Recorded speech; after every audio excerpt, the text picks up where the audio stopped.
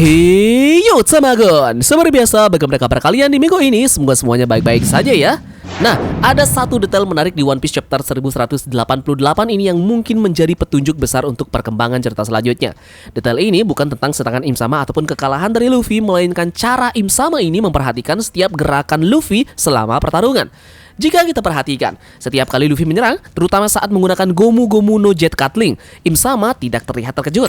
Sebaliknya, ia justru memperhatikan serangan itu dengan ekspresi seolah-olah sedang mengenali sesuatu yang pernah ia lihat sebelumnya.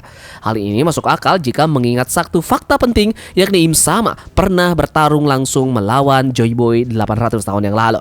Ini artinya ketika Luffy menggunakan teknik-teknik khasnya ini, besar kemungkinan Im Sama sedang membandingkan serangan tersebut dengan serangan Joy Boy di masa lalu. Bahkan setelah berhasil menusuk Luffy yang menggunakan Void Sword-nya, Im Sama langsung mengatakan bahwa Luffy terlalu lemah dan bukan Joy Boy. Menariknya, Im Sama juga menegaskan bahwa Joy Boy sudah mati. Kalimat inilah seolah menunjukkan bahwa menurut Im Sama sendiri, sosok Joy Boy yang pernah ia hadapi benar-benar telah tiada, dan Luffy masih belum mampu mencapai level kekuatan yang dimiliki oleh Joy Boy pada masa lalu itu. Namun justru disinilah teori yang menarik mulai muncul. Bagaimana jika sekarang kekuatan yang dimiliki oleh Luffy saat ini belum benar-benar lengkap? Kita mengetahui bahwa buah iblis Luffy adalah Hito Hito no Mi model Nika. Tetapi hingga sekarang Luffy masih belajar memahami kekuatan dari Gear 5. Sangat mungkin kan masih ada potensi lain dari Nika yang belum sepenuhnya bangkit. Jika benar demikian, maka kekalahan Luffy di chapter ini bisa menjadi awal titik balik kebangkitan berikutnya. Ada kemungkinan bahwa roh Nika atau bahkan kehendak dari Joy Boy akan membantu Luffy mencapai tahap baru dari kekuatannya. Teori ini pun menjadi semakin menarik jika kita kaitkan dengan Elbaf. Diketahui bahwa sosok Nika telah dipuja di Elbaf selama lebih dari 1000 tahun. Ini artinya hubungan Elbaf dengan Dewa Matahari jauh lebih tua daripada era dari Joy Boy itu sendiri. Lalu, kita juga tidak boleh melupakan ucapan dari Loki tentang dunia orang mati. Loki pernah mengatakan bahwa di tempat itu adalah dunia di mana matahari telah mati. Nah, kalimat ini terasa sangat aneh ya jika kita kaitkan dengan Nika yang justru dikenal sebagai Dewa Matahari. Lalu, apakah matahari yang mati yang dimaksud oleh Loki sebenarnya merujuk kepada Nika? Atau bahkan kepada Joy Boy?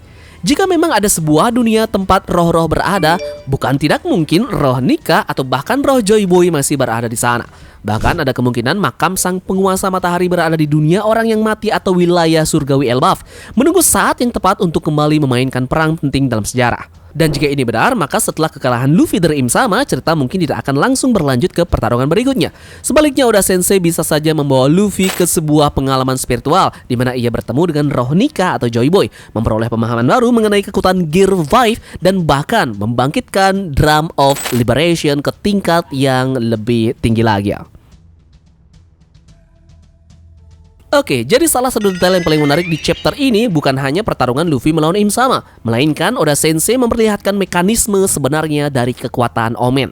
Selama ini kita hanya mengetahui bahwa Im Sama mampu menciptakan api hitam dan berbagai serangan misterius. Namun di chapter ini kita diberikan petunjuk yang jauh lebih jelas mengenai bagaimana kekuatan tersebut bekerja. Perhatikan urutan kejadiannya. Awalnya Im Sama ini sedang menggunakan sebuah pedang untuk bertarung. Namun pedang itu tiba-tiba berubah menjadi api hitam yang memiliki wajah sama seperti Omen yang sebelumnya mengejar Luffy. Api tersebut kemudian kembali masuk ke dalam lingkaran mata yang berada di belakang tubuh dari Im Sama, yakni cincin apinya. Nah, kemudian sesaat setelah itu Im Sama lagi-lagi memanggil pedang baru dari lingkaran mata yang sama. Ini artinya pedang yang digunakan Im Sama kemungkinan bukan lagi senjata fiosional. Ini artinya pedang yang digunakan oleh Im Sama ini dapat berubah menjadi api Omen dan disimpan kembali lalu dipanggil lagi kapan saja melalui lingkaran mata misterius di punggungnya. Namun bagian yang paling mencurigakan terjadi setelah pedang baru ini muncul. Oda memperlihatkan dedaunan di sekitar Im Sama mulai berguguran. Tidak lama kemudian, pohon-pohon di area tersebut pun perlahan mengering hingga mati.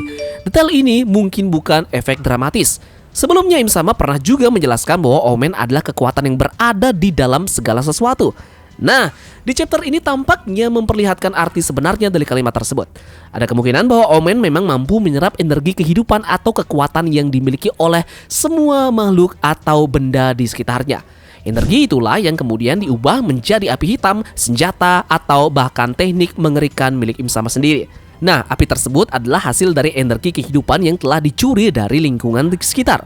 Hal ini pun menjelaskan mengapa pepohonan langsung layu ketika Im Sama mengeluarkan Void Sword. Bukan karena pedangnya memiliki efek racun, tetapi karena energi kehidupan di sekitar pedang tersebut telah diserap habis untuk memperkuat Omen. Dan yang membuat kemampuan ini semakin mengerikan adalah satu hal. Im Sama mungkin tidak perlu menguras haki atau kekuatannya sendiri saat bertarung. Sebaliknya, ia cukup memanfaatkan energi yang ada di sekelilingnya. Selama masih ada kehidupan di area pertarungan, Im Sama memang akan selalu memiliki sumber tenaga yang bisa dia gunakan. Konsep inilah yang membuat Im Sama menjadi musuh yang hampir mustahil untuk dikalahkan. Semakin lama pertarungan berlangsung, semakin banyak energi kehidupan yang dapat dia serap, dan semakin kuat pula juga kekuatan Omen yang dimilikinya.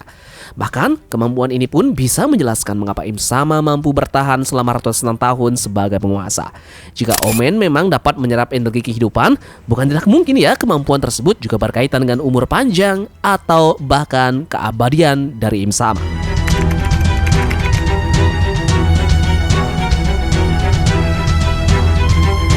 Kemudian pertanyaan besarnya lagi sekarang adalah bagaimana jika Im Sama adalah pemakan buah iblis Dewa Hutan? Nah, teori ini berawal dari mural kuno yang sebelumnya diperlihatkan oleh Oda Sensei di Pulau Elbaf. Dalam mural tersebut, terdapat sosok Dewa Hutan yang dikisahkan sebagai identitas yang mengirimkan para iblis ke dunia. Sampai sekarang identitas dewa ini masih menjadi misteri, tetapi kemampuan Im Sama mulai menunjukkan banyak sekali kemiripan dengannya. Petunjuk pertama kita lihat pada saat Im Sama ini muncul di negeri Elbaf. Ketika Im Sama menggunakan kekuatannya, pepohonan di sekitar tiba-tiba bergerak dan hidup. Bahkan rumah-rumah yang terbuat dari kayu pun juga ikut bereaksi. Menariknya, benda-benda lain seperti tanah, batu maupun material selain kayu tidak mengalami perubahan apapun. Nah, ini menunjukkan bahwa kekuatan Im Sama memang tampaknya memiliki hubungan yang sangat kuat dengan pepohonan dan kehidupan tumbuhan, bukan lagi manipulasi lingkungan secara umum. Yang lebih menarik lagi, setelah Im Sama ini pergi, seluruh pohon dan bangunan malah tersebut kembali seperti semula. Hal ini pun mengindikasikan bahwa Im Sama mungkin tidak mengubah bentuk mereka secara permanen, melainkan mengendalikan atau menghidupkan mereka untuk sementara waktu. Kemudian di chapter ini kembali memberikan petunjuk yang lebih besar lagi. Saat Im Sama mengeluarkan Void Sword-nya, dedaunan di sekitar langsung berguguran. Pohon-pohon perlahan mengering, layu, dan seketika mati. Adegan ini terlihat sangat mencurigakan, bukan? Sebelumnya kita menduga bahwa Omen memang mampu menyerap energi kehidupan dari lingkungan sekitar. Namun, jika teori buah Dewa Hutan ini benar, maka kemampuan menyerap energi kehidupan dan pepohonan bisa jadi merupakan memang bagian dari kekuatan buah iblis Im Sama sendiri.